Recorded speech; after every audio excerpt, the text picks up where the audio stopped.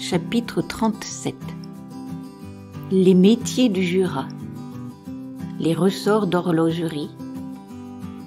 Le travail du soir dans une ferme du Jura. Ce n'était point à une auberge qu'on était descendu, mais chez un cultivateur des Rousses, ami de M. Gertal. Le patron passa une partie de la soirée à faire ses affaires chez ses clients, et les deux enfants restèrent dans la ferme située non loin du fort des Rousses qui défend la frontière, car les Rousses sont le dernier bourg de France sur la frontière suisse. Lorsque la nuit fut tout à fait venue, la fermière alluma 2 lampes.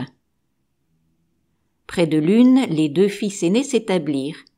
Ils avaient devant eux toutes sortes d'outils, une petite enclume, des marteaux, des tenailles, des limes, de la poudre à polir. Ils saisirent entre leurs doigts 2 légers rubans d'acier qu'ils enroulaient en forme de spirale après les avoir battus sur l'enclume. André s'approcha d'eux tout surpris. Leur travail, qui lui rappelait un peu la fine serrurerie, l'intéressait vivement. « Que faites-vous là ?» demanda-t-il. « Voyez, nous faisons des ressorts de montres. Dans nos montagnes, on fabrique les différentes pièces des montres, de sorte qu'à Besançon, on n'a plus qu'à les assembler pour faire la montre eux-mêmes. Moi, je fabrique des ressorts. D'autres font les petites roues, les petites chaînes qui se trouvent à l'intérieur. D'autres les cadrans émaillés où les heures sont peintes. D'autres les aiguilles qui marqueront l'heure. D'autres, enfin, façonnent les boîtiers en argent ou en or. »« Que tout cela est délicat, » dit André. « Et quelle attention il vous faut prendre pour manier cet acier entre vos doigts. Je m'en fais une idée, moi qui suis serrurier. » C'est assez délicat, en effet. Soupesez ce ressort et voyez comme il est léger.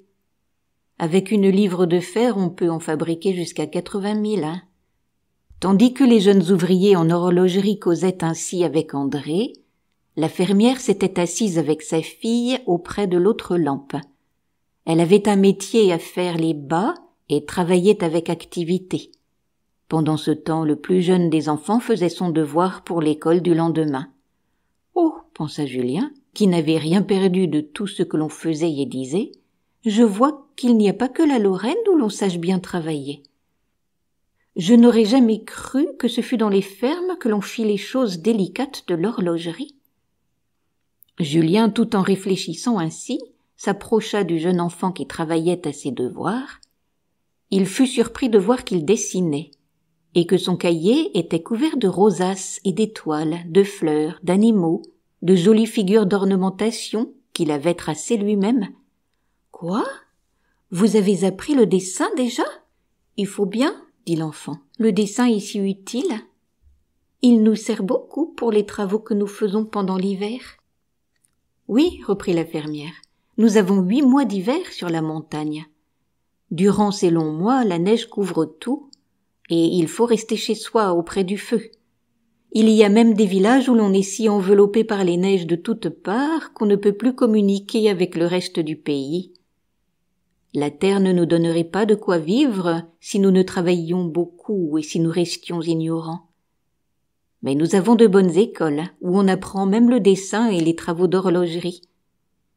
Quand on est bien instruit, on gagne mieux sa vie.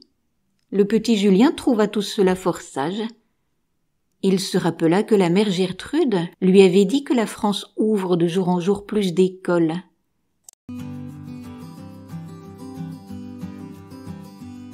J'espère que cet audio vous a plu. Vous pouvez retrouver d'autres histoires et poésies sur ma chaîne Entendre lire.